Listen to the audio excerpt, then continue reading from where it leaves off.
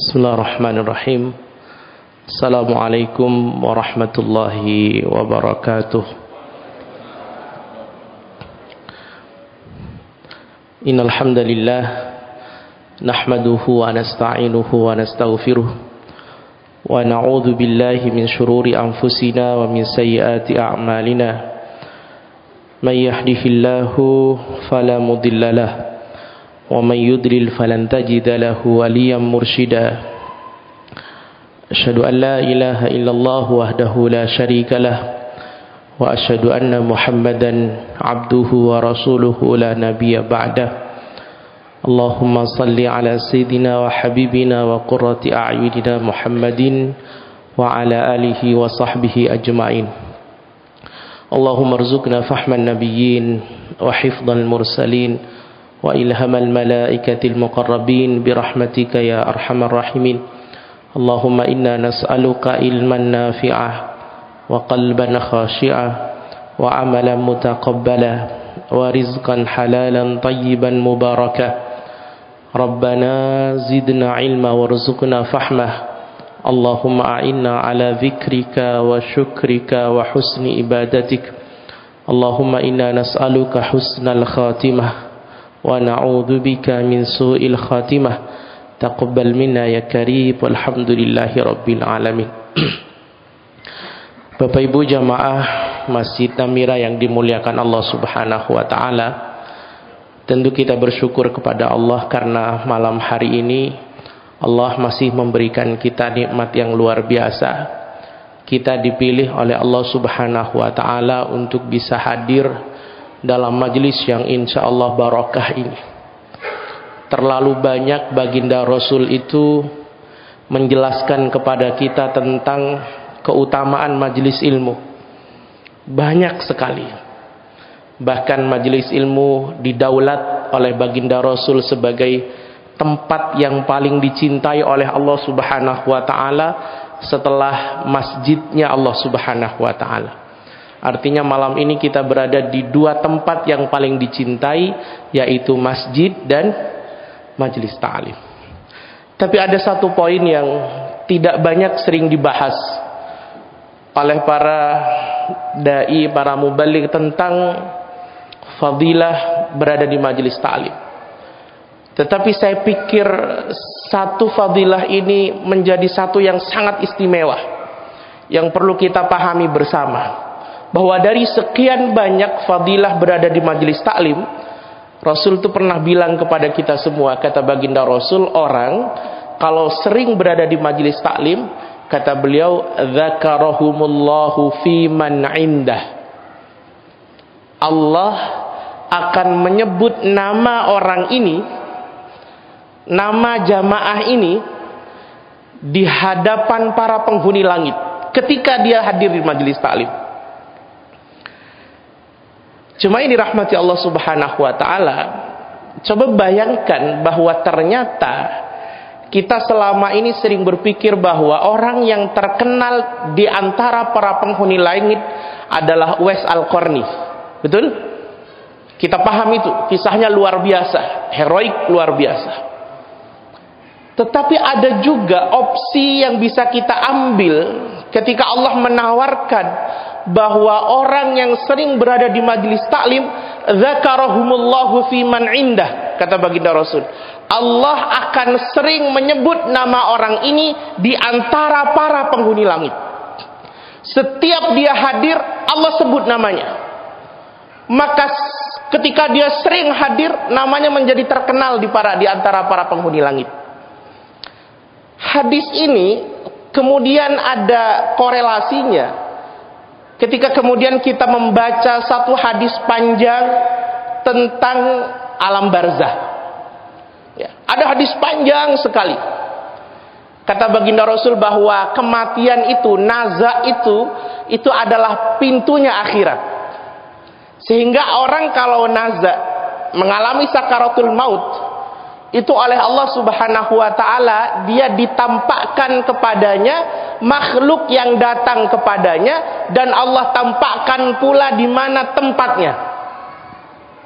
Maka suka-suka kita mendapati ada orang naza itu panik, khawatir, ketakutan, susah, dia merasakan kesakitan yang sangat luar biasa.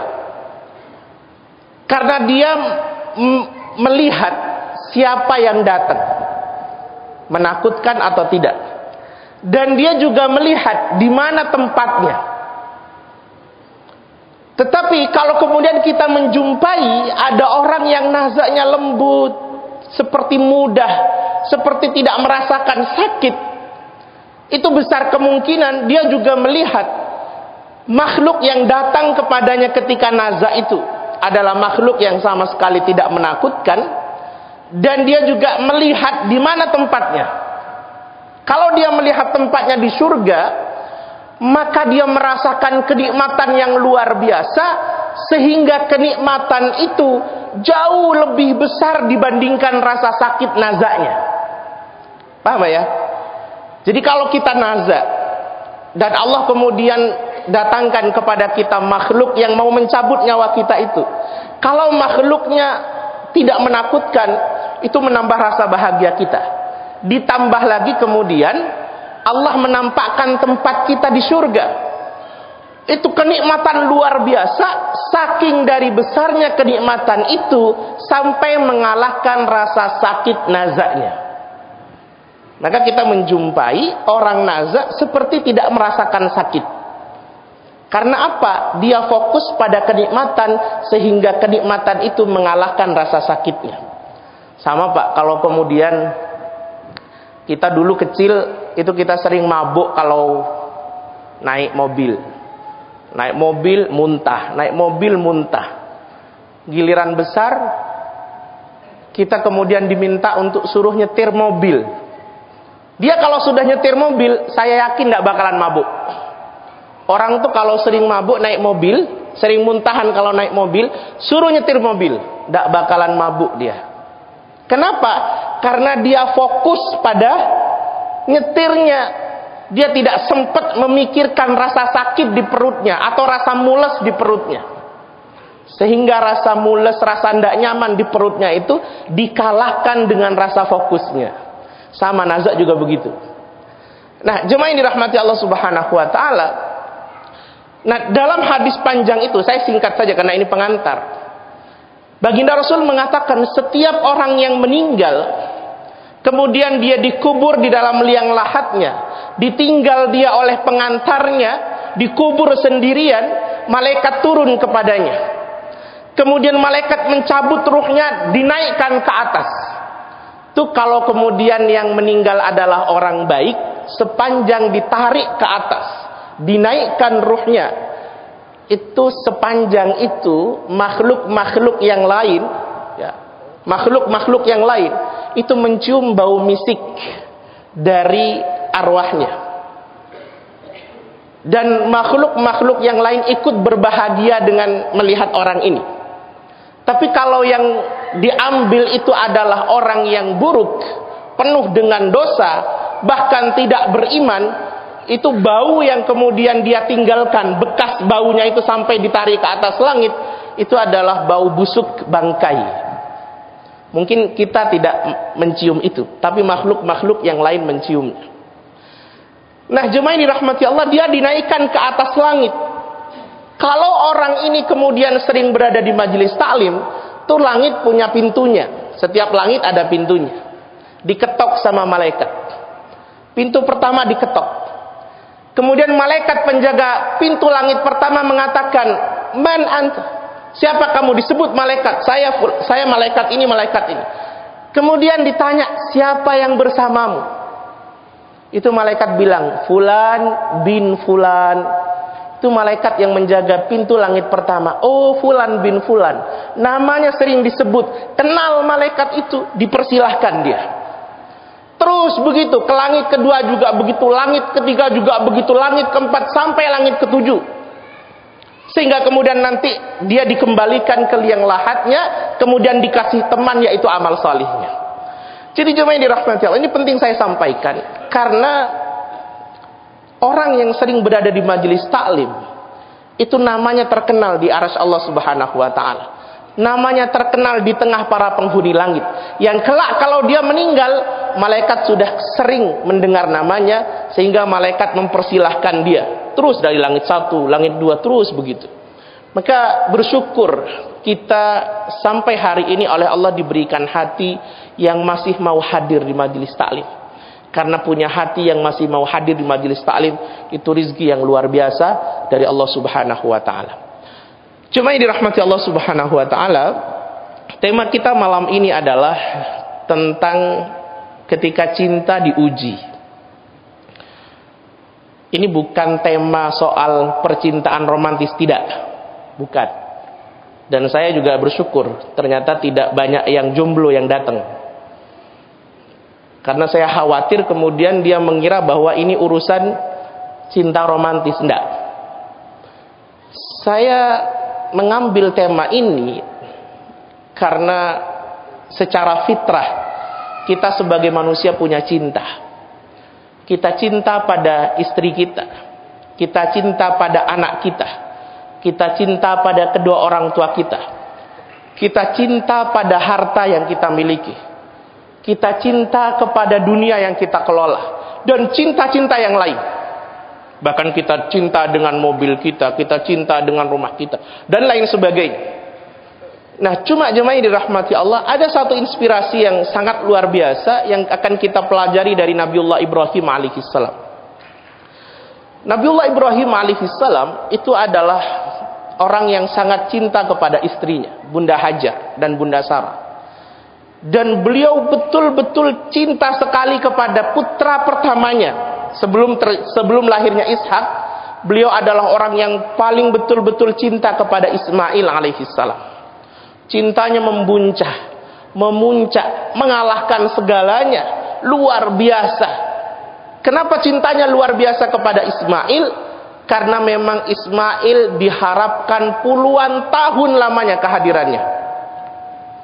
Ismail itu jemaah yang dirahmati Allah, Nabiullah Ibrahim berharap hadirnya sejak beliau menikah dengan Bunda Sarah sampai akhirnya kemudian beliau berusia 80 tahun lebih. Didoakan setiap malam, dimintai kepada Allah, dibunajati kepada Allah Subhanahu wa taala, tidak kunjung datang. Sehingga ketika kemudian dia datang, lahir sebagai seorang anak yang bisa dilihat oleh Ibrahim, cintanya luar biasa. Nah, ketika cinta yang luar biasa itu, Nabiullah Ibrahim mengalami itu. Rupanya Allah uji cinta pada anaknya itu dengan perintah yang secara logika mestinya tidak bisa dilakukan. Perintah yang Allah berikan kepada Ibrahim adalah beliau diminta untuk menempatkan anak dan istrinya yang dicintai itu ke sebuah lembah yang sama sekali tidak ada kehidupan yang kita kenal hari ini dengan lembah Mekah. Tidak ada kehidupan sama sekali. Tidak ada sumber air. Tidak ada tanaman. Di situ hanya padang tandus, padang sahara. Panas kalau siangnya, dingin sekali kalau malamnya. Allah menurunkan perintah itu kepada Ibrahim di tengah rasa cinta yang luar biasa. Karena waktu itu Ismail belum genap 2 tahun. Ya, beliau masih menyusu pada ibunya. Belum disapih. Artinya masih sangat kecil sekali. Rasa cintanya masih di atas puncak. Masih senang-senangnya lihat anak. Masih bahagia-bahagianya lihat anak. Tiba-tiba turun perintah dari Allah Subhanahu wa taala untuk memisahkan anak dan istrinya dari dirinya. Bahkan bukan sekedar dipisahkan, tapi ditempatkan di tempat yang bisa jadi punya potensi membuat anak dan istrinya itu mati. Cuma ini rahmati Allah. Kalau sekiranya Ibrahim waktu itu lebih mencintai anaknya dan istrinya daripada Allah, kira-kira apa yang terjadi? Apa kira-kira yang terjadi? Ibrahim tidak akan pernah bisa melakukan itu. Ibrahim akan berpikir panjang, akan mengkalkulasi, akan terus punya alasan untuk tidak melakukan perintah itu ketika Ibrahim lebih mencintai anaknya daripada istrinya, daripada Allah Subhanahu wa taala. Tapi rupanya jemaah yang dirahmati Allah, Ibrahim memang pantas sebagai Khalilullah, pantas sebagai kesayangannya Allah. Di tengah rasa cinta yang luar biasa itu, di tengah dia berbahagia dengan kedatangan anaknya itu yang diharap-harap puluhan tahun lamanya, rupanya ketika Allah memerintahkan dan dia tahu itu perintah Allah, dia lebih mencintai Allah daripada anak dan istrinya. Dia lakukan perintah itu yang sebenarnya bagi kita seorang suami atau seorang ayah sangat susah bahkan mustahil melakukan itu. Tapi Ibrahim bisa. Kenapa? Karena Ibrahim mencintai Allah lebih besar daripada mencintai anak dan istrinya. Ini penting sekali, jemaah dirahmati Allah. Kita ini amat susah untuk melakukan perintah Allah dengan totalitas, ketika kemudian cinta kita kepada Allah ada tandingannya. Kita lebih mencintai istri kita, lebih mencintai anak kita dibandingkan kepada Allah, maka kita punya potensi melakukan atau tidak melakukan perintah Allah Subhanahu wa taala karena alasan cinta anak, cinta istri. Saya kasih contoh lagi. Itu ketika Ismail di umur kurang 2 tahun. Setelah berjalan begitu panjang, kata Allah Subhanahu wa taala, "Falamma balagha ma'ahu sa'yah." Ketika Ismail alaihi salam sudah sampai di usia di mana dia bisa bekerja sendiri, mandiri, dan dia tumbuh dalam keadaan yang sangat salih, luar biasa. Salih, kemudian mandiri, punya pekerjaan sendiri, orang tuanya senang luar biasa. Hari ini kalau ada orang tua lihat anaknya tumbuh besar dalam keadaan salih atau salihah, kemudian dia sudah tidak begini lagi sama orang tuanya, dia sudah punya pekerjaannya sendiri dan dia salih, menjaga salat dan lain sebagainya, orang tua yang melihat anak seperti ini pasti dia senang, pasti dia bahagia. Ibrahim merasakan itu. Lalu kemudian oleh Allah Subhanahu wa taala rasa cintanya itu, jemaah dirahmati Allah, diuji kembali dengan turunnya perintah agar Ibrahim menyembelih anaknya. Logika kita sebagai seorang ayah, mestinya dia tidak melakukan itu, ya, nyembelih anak. Tapi masalahnya Ibrahim alaihi salam cintanya kepada Allah di atas segala-galanya. Sehingga Ibrahim ketika sudah bisa memastikan Allah yang menyuruh, maka Ibrahim melakukan itu. Coba kita bayangkan ketika Allah mengatakan falamma aslama wa tallahu lil jabin. Ketika kemudian keduanya sudah pasrah pada Allah Subhanahu wa taala dan pisau itu sudah berada di lehernya Ismail, bahkan ada yang mengatakan sudah digorokkan, tapi kemudian tidak tajam, tidak mampu untuk menyayat leher Ismail alaihissalam. Tapi yang menarik jemaah dirahmati Allah, rupanya cintanya Ibrahim kepada Ismail tidak lebih besar daripada cintanya Ibrahim kepada Allah Subhanahu wa taala. Akhirnya apa? Anak itu juga dikorbankan. Ini menarik. Kita kemarin ketika Idul Adha, beberapa hari yang lalu, cinta kita kepada harta itu juga diuji oleh Allah Subhanahu wa taala. Cinta kita kepada harta yang kita selama ini kumpulkan, gaji yang selama ini kita tabung, itu oleh Allah diuji dengan perintah untuk berkurban. Allah ingin lihat apakah cinta kita kepada harta jauh lebih besar dibandingkan cinta kita kepada Allah Subhanahu wa taala. Karena kalau cinta kita kepada harta lebih besar, maka ibadah kurban itu menjadi hal yang sangat susah untuk kita tunaikan. Kalkulasinya akan sangat konkret. Ini kalau 2,5 juta saya keluarkan, nah ini butuh sebulan untuk mengembalikan. Butuh gaji sebulan. Apalagi 3 juta, ini butuh gaji sebulan setengah, begitu.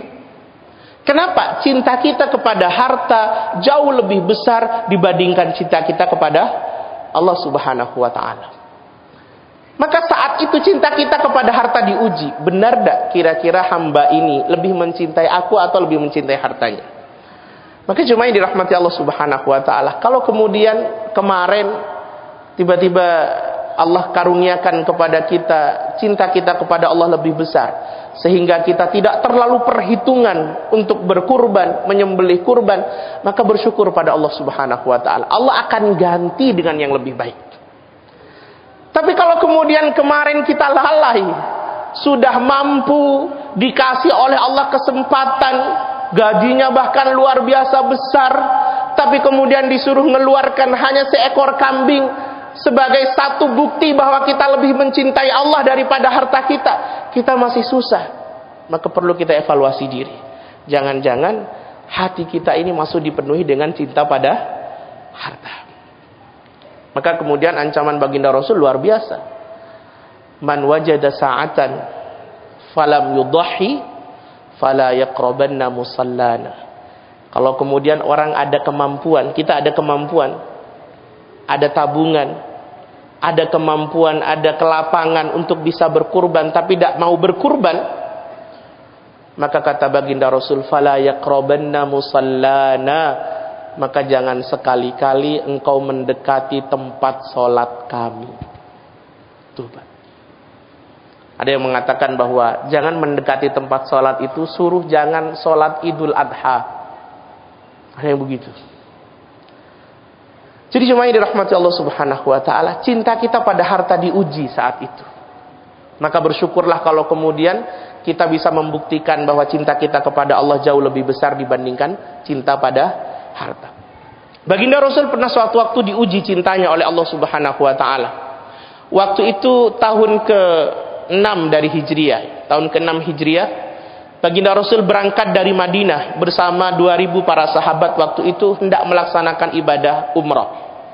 Beliau berangkat dengan peralatan seadanya, tidak membawa peralatan perang, sudah memakai kain ihram, kemudian beliau memakai hewan tunggangan seadanya. Ada satu kuda atau satu onta untuk 7 orang dan lain sebagainya.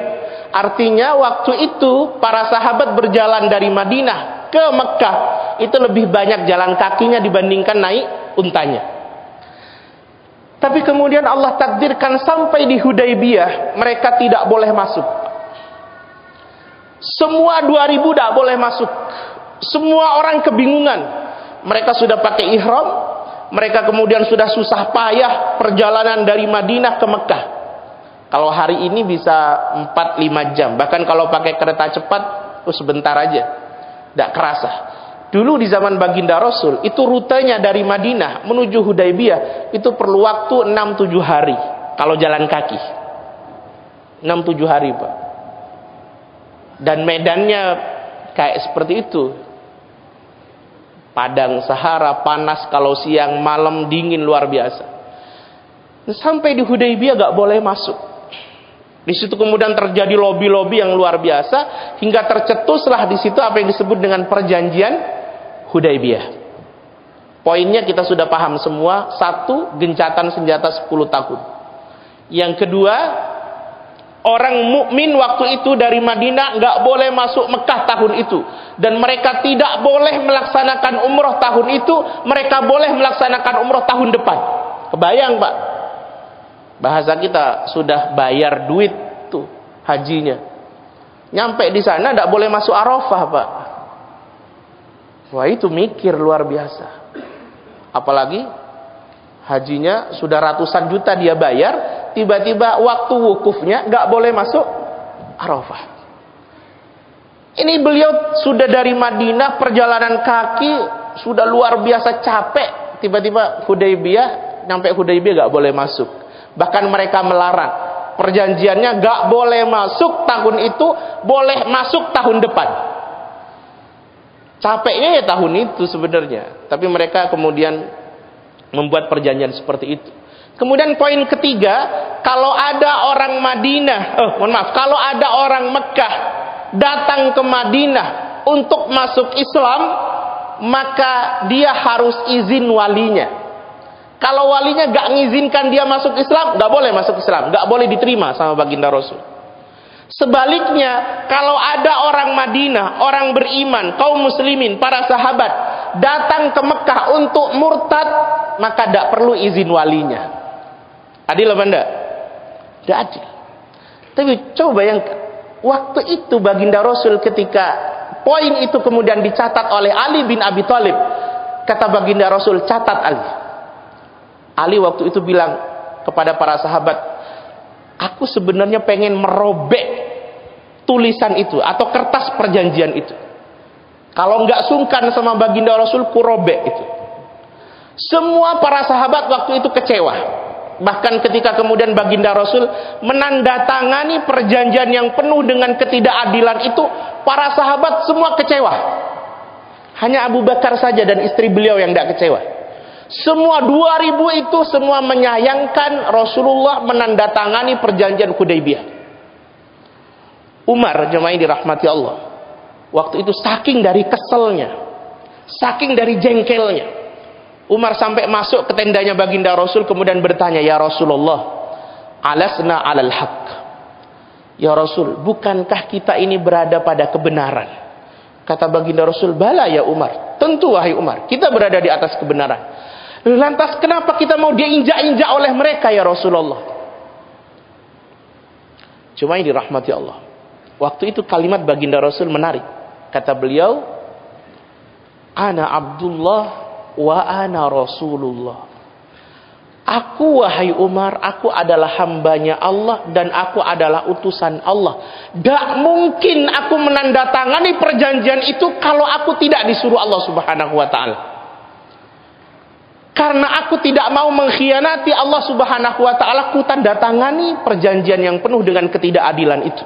Coba bayangkan, kalau saja baginda Rasul lebih mencintai para sahabat waktu itu, lebih mencintai Umar, lebih mencintai Abu Bakar, pasti baginda Rasul dengarkan mereka. Tapi kecintaan baginda Rasul kepada para sahabatnya diuji oleh Allah Subhanahu wa ta'ala dengan turunnya perintah agar baginda Rasul menandatangani perjanjian yang tidak disetujui oleh 2000 orang waktu itu. Akhirnya beliau tanda tangani. Kalimat beliau sederhana, aku hambanya Allah, aku utusannya Allah, aku diperintah oleh Allah untuk menandatangani itu, dan aku tidak mau mengkhianati Allah Subhanahu wa ta'ala. Itu Pak. Jadi orang tuh kalau cintanya kepada Allah lebih besar dibandingkan kepada yang lainnya, maka dia nggak ambil pusing dengan kalimat orang.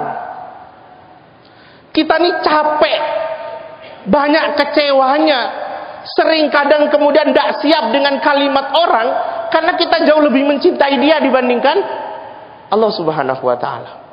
Kita kalau mencintai Allah lebih besar, lempeng aja, asal kita taat sama Allah, lempeng Pak. Tapi kalau kemudian kita tidak mencintai Allah lebih besar, itu kita capek sama kata tetangga begini, kata fulan begini, kata fulan begini. Kata baginda Rasul, enggak, aku diperintah sama Allah, aku tidak mau mengkhianati Allah, walaupun kalian tidak setuju. Coba bayangkan, 2000 orang tuh jemaah yang dirahmati Allah, itu ketika saking dari kecewanya kepada baginda Rasul, ketika baginda Rasul kemudian menginstruksikan kepada mereka untuk tahallul di waktu itu, mereka tidak ada yang potong rambut. Mereka bilang, lu buat apa kami tahallul, kami belum umroh. Tidak ada yang potong rambut, saking dari kecewanya.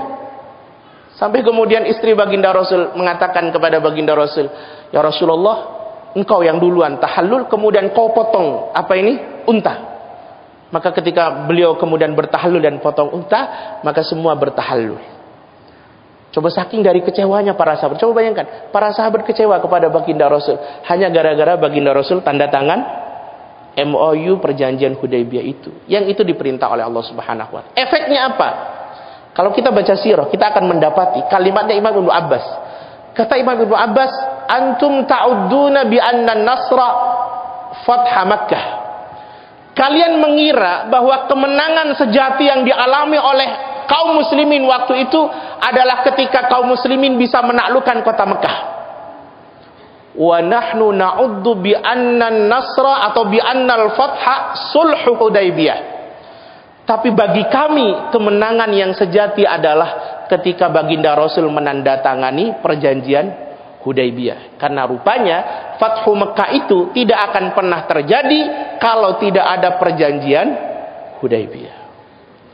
Jadi kalimat baginda Rasul ikut kalimat Allah atau taat pada Allah atau memilih Allah dibanding para sahabat, itu ternyata memberikan kemaslahatan yang luar biasa. Maka Allah memperingatkan kita, jemaah yang dirahmati Allah, di dalam surah At-Taubah ayat ke-24.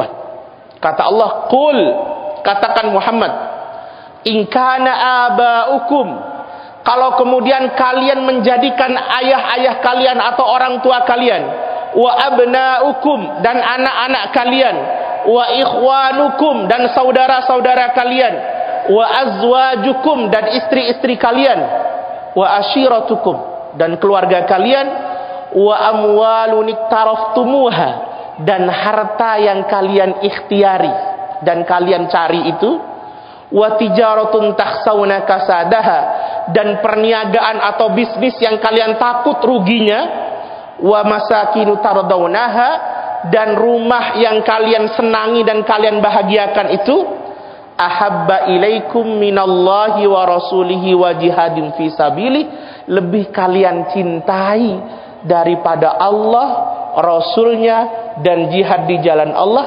Kata Allah, fatarabbasu hatta ya'tiyallahu bi amrih, maka hati-hatilah. Allah ngancam, hati-hatilah sampai kemudian nanti datang keputusan hukumannya dari Allah Subhanahu wa ta'ala. Ini hukumannya tidak definitif. Itu artinya hukumannya bisa apa saja dan bisa berat. Saya membaca kalimat ini, peringatan Allah ini, saya jadi teringat dengan kisahnya Bani Israel, Pak.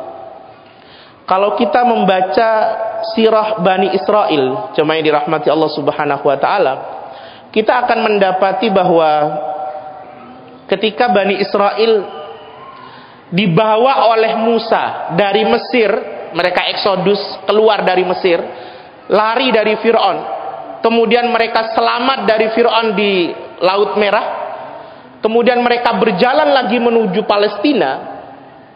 Saat itu Allah memerintahkan kepada mereka untuk masuk ke dalam tanah Palestina.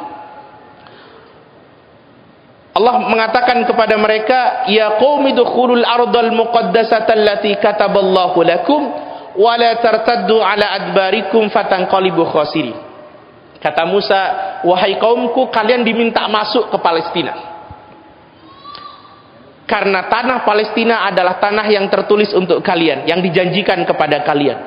Tiba-tiba mereka mengatakan kepada Musa, qalu ya Musa, inna fiha qauman jabbari. Wahai Musa, di tanah Palestina itu ada kaum jabbar, ada orang-orang zalim, ada orang-orang yang kemudian sering membunuh, sukanya membunuh. Wa inna lan nadkhulaha hatta yakhruju minha, dan kami tidak akan pernah mau masuk ke sana wahai Musa sampai mereka keluar dari situ. Fa yakhruju minha fa inna dakhilun. Kalau mereka sudah keluar dari Palestina, kami masuk ke dalam. Coba bayangkan, nabinya nyuruh mereka masuk. Memang di sana ada kaum jabbar, ada orang zalim, ada orang-orang pembunuh, tapi Allah memerintahkan kepada mereka untuk berjihad melawan kaum ini. Tapi rupanya mereka mengatakan, kami tidak akan masuk kecuali mereka keluar. Cuma yang dirahmati Allah Subhanahu wa ta'ala, saat itu orang-orang Bani Israel diuji oleh Allah Subhanahu wa ta'ala. Apakah dia lebih mencintai Allah atau lebih mencintai dirinya sendiri? Kalau mereka lebih mencintai Allah, maka mereka akan masuk sesuai dengan perintah Allah, dan mereka akan memerangi kaum jabbar itu bersama nabinya. Tapi rupanya mereka mengatakan, qalu ya Musa inna lan nadkhulaha abada madamu fiha. Mereka mengatakan, wahai Musa, kami tidak akan pernah masuk ke dalam negeri itu selama mereka masih ada di situ.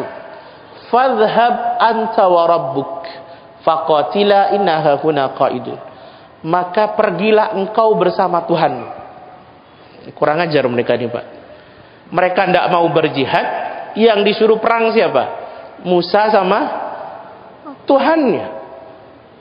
Mereka tidak bilang fadhhab anta wa rabbuna, enggak. Fadhhab anta wa rabbuk. Pergilah kamu bersama Tuhanmu berperang di sana. Inna hahuna qaidun. Kami di sini nungguin. Nanti kalau sudah mereka selesai semua kami masuk. Mereka lebih mencintai dirinya dibandingkan Allah Subhanahu wa taala. Sehingga apa yang terjadi? Mereka tidak mau melakukan perintah Allah, bahkan mereka melanggar perintah Allah Subhanahu wa taala. Apa kemudian hukumannya? Kata Allah, fatarabbasu hatta ya'tiyallahu bi amri.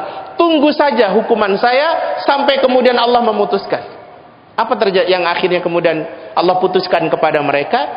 Kata Allah, qala fa innaha muharramatun alaihim arba'ina sanata yatihuna fil ardi fala ta'sa 'alal qaumil fasikin. Allah hukum orang-orang yang lebih mencintai dirinya daripada Allah ini dengan apa? 40 tahun mereka diharamkan masuk ke kota Palestina, dan 40 tahun mereka tersesat mengembara di bumi, tidak tahu arah mau kemana. Itu yang disebut dengan masa tih.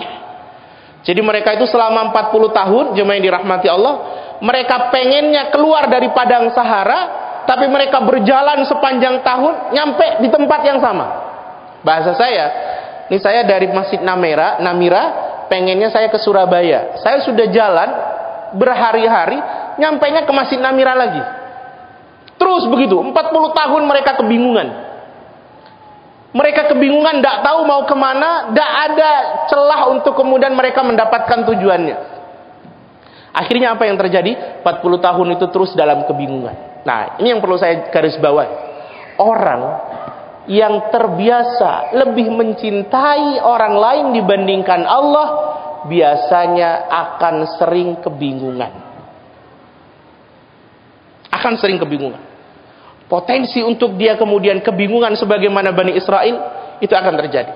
Salah satu contoh, ini sering terjadi dalam hidup kita. Ya. Ada kasus yang ini menimpa kita semua. Ya. Karena kita lebih mencintai orang lain dibandingkan Allah Subhanahu wa taala. Kasus yang sering terjadi adalah ketika kemudian kita memberikan handphone pada anak kita, kemudian anak kita menjadi kecanduan. Paham, Mbak? Ini masalah kita bersama nih. Anak kita menjadi kecanduan. Ketika handphonenya diambil, marah dia, tantrum dia. Ketika sehari tanpa handphone seperti sesuatu, ada hal yang kurang. Dengan gamenya, dengan handphonenya dan lain sebagainya, kita memberikannya atas dalih atau atas alasan karena kita cinta kepada dia, karena kita sayang kepada dia, kita kasih fasilitas itu. Tapi giliran sudah kecanduan, kebingungan kita mau diapain. Maka saya pernah dengar kalimatnya Ustadz Budi Azhari ketika beliau ditanya oleh salah seorang jamaahnya. Beliau bilang begini, Ustadz, saya punya anak, Ustadz, anak saya itu candu HP-nya luar biasa. Sehari-hari bersama handphone. Sehari-hari. Kalau diambil marah. Suka kemudian marahnya bukan hanya sekedar marah dengan kalimat. Dia kadang mecahin barang dan lain sebagainya. Kira-kira apa solusinya? Gimana caranya meredam ini? Cuma yang dirahmati Allah Subhanahu wa taala. Kalimat beliau sederhana. Beliau bilang begini, ya ambil handphonenya. Kalau mau mencegahnya, ambil handphonenya. Diambil, nangis, marah Ustadz, biarkan dia nangis. Daripada nanti ibu yang akan nangis saat dia sudah dewasa. Dan dia terjerumus ke dalam lubang yang lebih dalam. Lalu kemudian beliau memberi satu ayat Quran yang bagi kita ini menjadi perenungan. Bahwa sebenarnya memang kita lebih cinta anak kita dibandingkan Allah Subhanahu wa ta'ala.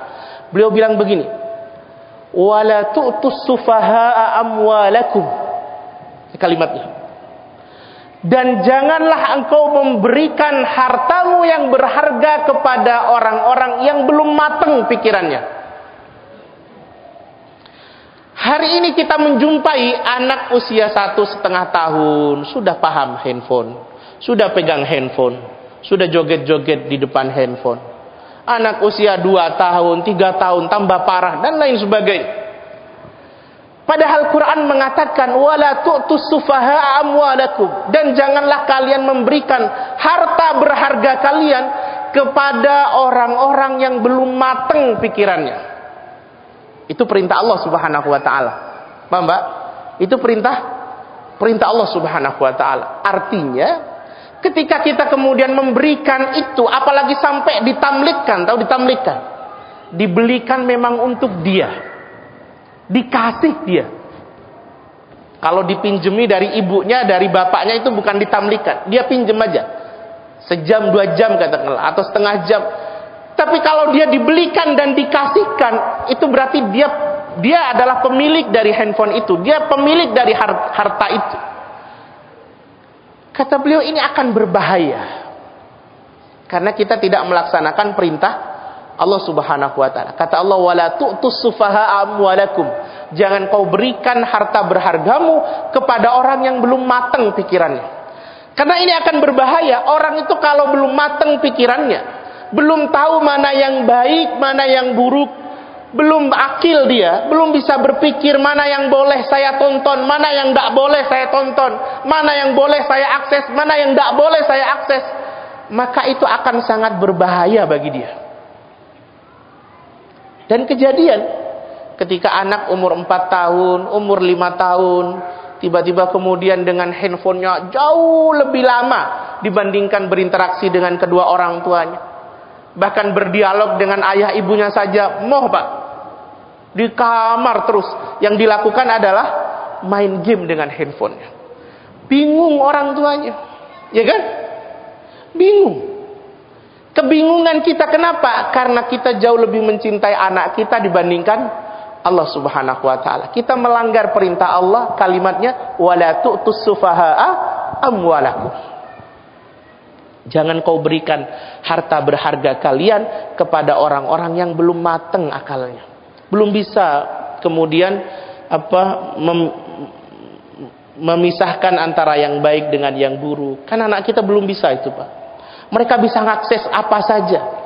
Mereka tidak tahu apakah ini boleh atau ini tidak boleh. Apakah ini haram atau ini halal. Mereka belum tahu itu. Maka jangan kemudian ditamlikkan. Jangan kemudian karena atas dalih cinta, atas dalih sayang, atas dalih kasihan, kita kemudian belikan dia handphone, kita kasih. Dia bebas bisa kemana saja. Dia bisa bermain apa saja di situ. Jangan, jemaah dirahmati Allah. Ini perintah Allah. Kalau kita cinta kepada Allah Subhanahu wa taala, jangan lakukan itu. Karena Allah bilang, wala tu'tus sufaha'a amwalakum. Atau kemudian karena kita berdalih, beralasan cinta sama anak, sayang sama anak usia sudah 7 tahun, usia sudah 10 tahun, untuk sekedar bangunin subuh saja kita nggak bisa. Alasannya cinta kasihan. Alasannya nanti kemudian dia kecapean dan lain sebagainya. Kalau itu kita lakukan, berarti kita lebih cinta anak kita dibandingkan Allah Subhanahu wa ta'ala. Padahal baginda Rasul bilang kepada kita, muru auladakum bis salah ibnu saba. Perintahkan anakmu untuk salat ketika dia usia 7 tahun. Usia 7 tahun diminta untuk salat. Walau kemudian sholat ala kadarnya, cepet-cepetan, tidak jadi masalah. Tapi minimal kita sebagai orang tua melaksanakan perintah baginda Rasul, perintahkan dia untuk sholat. Ajak dia ke masjid. Ketika sholat duhur, ajak ke masjid.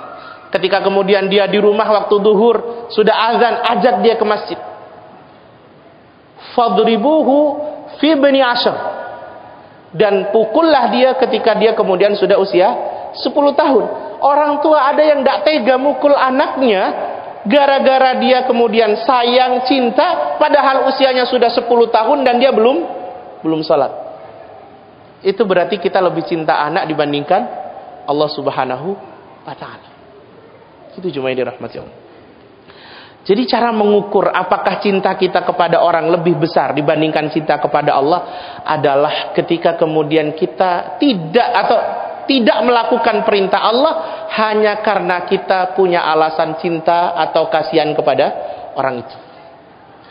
Maka para ulama mengatakan orang yang cintanya kepada Allah tidak jauh lebih besar dibandingkan cintanya kepada makhluknya, maka dia akan gampang untuk melakukan keburukan dengan dalih cinta dan meninggalkan perintah Allah dengan dalih cinta. Terlalu banyak contohnya. Saya kasih satu saja sebelum kita tutup. Kita ini seringkali atas dalih cinta sama istri. Ini mohon saya minta tolong ibu-ibu jangan terlalu sensitif ketika saya membahas ini. Ini kalimat Quran, ini kalimat Quran. Tapi tenang, bukan poligami, Bu. Tenang. Ini kalimat Quran. Kita itu seringkali sebagai suami karena dalih cinta kepada istri, sayang kepada istri, pol-polan cintanya, bahkan sehidup semati, tidak ada duanya dan lain sebagainya. Kita kadang memberikan nafkah kepada istri bukan terlalu berlebihan, tapi semuanya dikasih sama istri. Sampai suami tidak punya duit sama sekali, duitnya ada di kantongnya istri. Karena dalih cinta. Banyak nggak yang begini? Asal tanggal 28, tanggal 29, tanggal 30 ada transferan, rekeningnya hanya untuk lewat.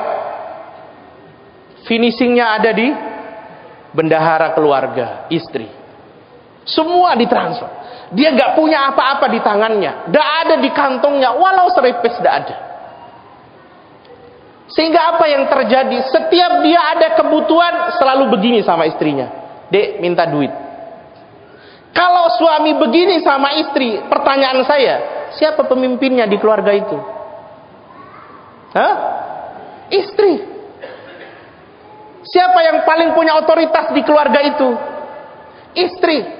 Sehingga ketika ditanya, bro, dak kurban tak tahun ini, saya tak izin istri dulu. Izin, Pak, kalimatnya. Tak izin istri dulu. Mau bersedekah, izin istri. Mau ngasih sama orang tua, izin istri. Kalau kena istrinya loman, kena istrinya pelit, jemaah yang dirahmati Allah, sengsara ini. Iya. Jemaah yang dirahmati Allah, Quran itu tidak pernah melarang seorang suami untuk kemudian memberikan yang terbaik kepada istrinya. Tidak. Bahkan itu menjadi sesuatu yang disunnahkan. Tapi lihat kalimat Quran. Quran bilang, Ar-rijalu qawwamuna 'alan nisa. Laki-laki itu adalah pemimpin bagi seorang perempuan. Kenapa dia dijadikan pemimpin? Bima faddalallahu ba'dahum 'ala ba'. Pertama, karena dia punya fadl. Dia punya keutamaan. Dia lebih punya kapasitas. Makanya suami itu akan mudah mendapatkan qawam dari istrinya ketika dia lebih baik dari istrinya. Segalanya. Ilmunya lebih banyak daripada istrinya. Lebih sabar daripada istrinya. Ibadahnya lebih kuat daripada istrinya. Kemudian duitnya lebih banyak daripada istrinya. Ini penting ini. Kemudian lebih lembut daripada istrinya. Aspek apa saja suami lebih Ini idealnya. Ya. Kalau kita belajar dari baginda Rasul itu luar biasa, ideal sekali. Kemudian yang kedua, wa bima anfaqu min amwalihim. Dan dari apa yang dia nafkahkan kepada istrinya dari sebagian hartanya. Lihat kalimat Quran, min amwalihim. Dari sebagian hartanya, tidak semuanya. Istri saya ikut kebetulan, Pak, malam ini. Jadi tidak semuanya. Ini pelajaran juga buat ibu-ibu. Tidak semuanya. Karena kalau semuanya, jemaah yang dirahmati Allah, kemudian suami meminta kepada istri, maka itu akan menciptakan kebingungan di keluarga itu. Mau apa saja mintanya sama istri. Mau berbuat apa saja izinnya sama istri. Maka yang terjadi, yang punya otoritas di keluarga itu siapa? Istri. Ketika itu yang terjadi, maka keluarga itu di ambang kebingungan sebenarnya. Karena dia tidak memposisikan sesuai perintah Allah. Karena perintah Allah laki-laki sebagai imam. Nah, kalau laki-lakinya jaluk sama istrinya, gimana jadi imam? Jemaah yang dirahmati Allah, tidak benar. Dan Quran mengatakan itu min amwalihim, dari sebagian hartanya. Terus terang, ibu-ibu gak perlu sensitif. Ini kalimat Quran, bukan kalimat saya. Saya hanya memperjelas saja. Kalau kemudian suami ibu tidak memberikan seluruhnya kepada ibu, jangan sangkakan bahwa dia gak cinta. Enggak. Justru karena dia cinta pada ibu dan cinta kepada Allah, dia melakukan perintah Allah Subhanahu wa ta'ala. Karena saya dapat banyak sekali mereka. Kalau duitnya ada di tangan istri dan istri hanya sebagai bendahara, boleh saja. Yang susah, istrinya juga sebagai ketua. Itu susah. Bendahara merangkap ketua. Dia yang punya duit dan yang mengeluarkan duit. Itu bahaya. Saya selalu bilang, kalau ada organisasi yang ketuanya merangkap bendahara atau bendaharanya merangkap ketua, itu perlu dicurigai. Iya. Karena ketua gak boleh pegang duit, tapi bendahara gak boleh ngeluarkan duit. Paham ya? Jadi kalau istri hanya sebagai bendahara, boleh saja. Tapi jangan merangkap jadi ketua. Karena begini Pak, efeknya. Ketika kita sebagai suami sudah tidak lagi punya berdaya, sudah tidak lagi punya kuasa dan tidak berdaya untuk urusan nafkah ini, semua diatur sama istri. Apa yang terjadi? Istri sudah tidak punya hajat sama kita. Sangat penting bagi seorang istri bilang, Pak, Mas, minta uang. Itu penting sekali. Karena berarti seorang istri masih punya hajat sama suaminya. Masih ada perlu sama suaminya. Masih bergantung sama suaminya. Yang susah itu ketika istri sudah tidak punya hajat sama kita. Udah gak butuh, uangku lebih banyak daripada suamiku. Aku bisa beli apa saja, tergantung aku maunya apa. Kalau sudah begitu, jemaah dirahmati Allah, hilang tuh rasa saling butuh di antara keduanya. Maka kalimat suami sudah tidak sesakti waktu suami dulu ngasih nafkah waktu istri belum punya duit. Ini penting. Maka Allah bilang, wa bima anfaqu min amwalihim. Kalau kita cinta sama Allah Subhanahu wa ta'ala, kerjakan ini. Kerjakan ini. Terakhir Pak. Terakhir. Kita itu kadang juga lebih cinta dengan pekerjaan kita. Kita lebih cinta dengan pekerjaan kita. Karena pekerjaan kita menghasilkan uang yang cukup besar, gajinya, salarinya besar. Walaupun kemudian katakanlah di dalam pekerjaan itu kita mau sholat aja susahnya minta ampun.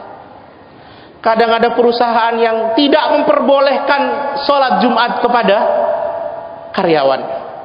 Atau kemudian kita bekerja di tempat yang memang jelas-jelas diharamkan, penuh dengan riba. Kemudian memproduksi barang-barang yang haram.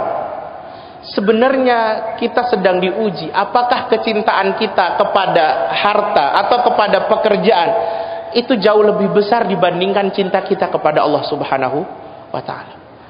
Kalau kita merasa Allah lebih kita cintai dibandingkan pekerjaan kita, maka ringan bagi kita untuk mengatakan saya siap keluar dari tempat ini. Karena tempat ini tidak sesuai dengan perintah Allah Subhanahu wa ta'ala. Bekerja di tempat ini membuat saya banyak melakukan dosa. Orang-orang yang kemudian dia bekerja di tempat yang penuh dengan riba, tidak barokah hartanya, akhirnya kemudian dia kebingungan. Jemaah dirahmati Allah, punya salary banyak, punya gaji jutaan, tapi seperti dia tidak jadi apa-apa. Banyak gak yang begini? Banyak. Salarinya banyak, gajinya jutaan, tapi sekedar lewat saja, ada saja kebutuhan yang kemudian membuat uangnya habis, tidak jadi apa-apa. Yang ada adalah dia selalu kebingungan setiap hari. Kenapa? Karena dia lebih memilih pekerjaannya dibandingkan Allah Subhanahu wa ta'ala. Maka kita perlu ngecek semua termasuk saya. Apakah pekerjaan saya ini ada unsur haramnya di dalamnya? ada unsur ribanya di dalamnya, ada unsur syubhatnya di dalamnya. Kalau kemudian kita mengatakan alhamdulillah halal, lanjutkan. Tapi kalau masih ada syubhatnya, masih ada ribanya, masih ada haramnya, pertanyakan ke dalam diri kita, apakah kita memilih cinta kepada pekerjaan kita atau kita memilih cinta kepada Allah Subhanahu wa ta'ala.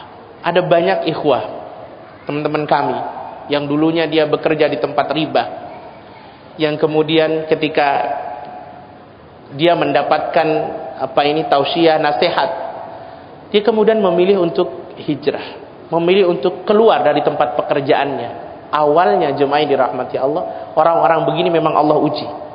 Tidak langsung, saya yakin teman-teman kalau mengalami ini, atau ada teman-teman antum yang mengalami hal yang sama, saya yakin dia tidak akan berpindah langsung kemudian mendapatkan kebahagiaan lebih. Tidak. Tetapi yakinlah ketika kemudian dia memilih Allah, memilih cinta Allah lebih besar, maka Allah Subhanahu wa ta'ala akan memberikan yang terbaik. Baginda Rasul itu pernah suatu waktu berkumpul dengan para sahabat. Kemudian beliau waktu itu memegang tangan Umar ibn Khattab. Dipegang tangan Umar. Ketika tangan Umar dipegang, kemudian baginda Rasul mengatakan, wahai Umar, kata beliau,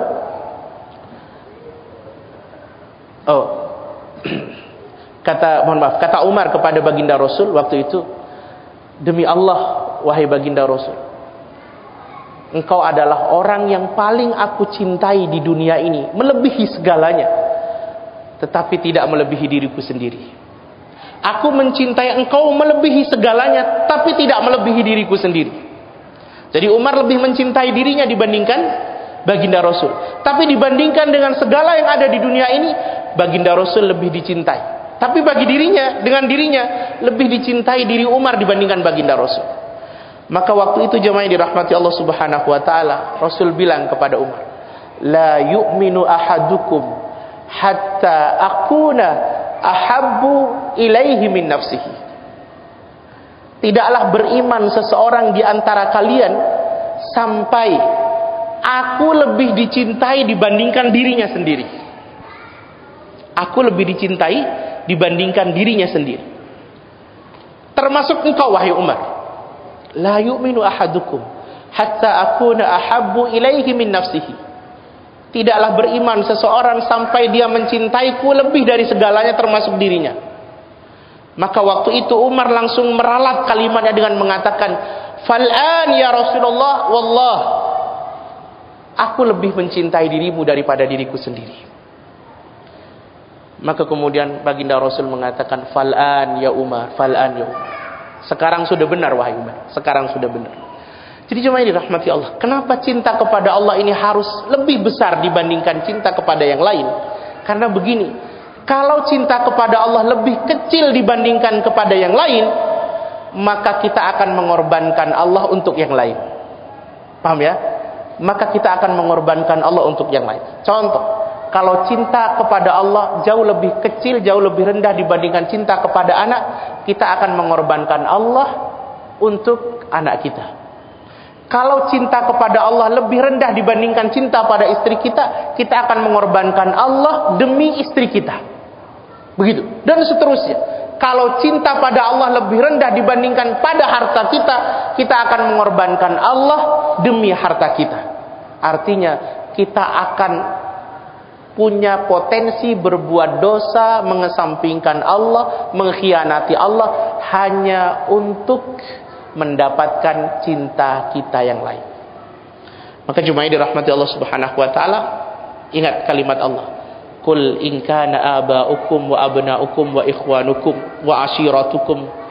Kalau sekiranya orang tua kalian, saudara kalian, istri kalian, keluarga kalian, harta kalian, rumah kalian lebih kalian cintai dibandingkan Allah dan Rasulnya, fatarabbasu, maka hati-hati kata Allah, hatta ya'tiyallahu bi amri, sampai keputusan hukumannya datang kepada kalian. Mudah-mudahan Allah menjadikan kita hamba-hambanya yang selalu mencintai Allah di atas segala-galanya, mencintai Rasulullah di atas segala-galanya. Rabbana zalamna anfusana wa illam taghfir lana wa tarhamna lanakunanna minal khasirin. La ilaha illa anta subhanaka inna kunna minadh dhalimin. Allahumma ij'alna wa auladana wa ahlana wa azwajana wa dhurriyyatina wa talamidana min ahli al-ilmi wa ahli al-khair wa la taj'alna wa iyyahum min ahli asy-syarri wad-dhair waj'alna wa iyyahum min ahli al-Qur'an wa ahli al-iman. Allahumma a'inna ala dzikrika wa syukrika wa husni ibadatik. Allahumma inna nas'aluka husnal khatimah wa na'udzubika min su'il khatimah. Allahumma ya rabbana a'izzal islam wal muslimin wa ahlikil kafarata wal zalimin. Allahumma ansur ikhwanana al mujahidin wal mustad'afin fi Palestin. Allahumma ansurhum fi Gazzah. Allahumma ansurhum fi Rafah. Allahumma ansurhum nasran aziza ya rabbal alamin. ربنا اغفر لنا واغفر ذنوب والدينا وارحمهم كما ربونا صغارا. ربنا هب لنا من أزواجنا وذرياتنا قرة أعين واجعلنا للمتقين إماما. ربنا آتنا في الدنيا حسنة وفي الآخرة حسنة وقنا عذاب النار وأدخلنا الجنة مع الأبرار يا عزيز يا غفار يا رب العالمين. وصلى الله على سيدنا وحبيبنا وقرة أعيننا محمد وعلى آله وصحبه أجمعين والحمد لله رب العالمين. Mohon maaf apabila ada kesalahan. Subhanakallahumma wa bihamdika asyhadu an la ilaha illa anta astaghfiruka wa atubu ilaik. Assalamualaikum warahmatullahi wabarakatuh.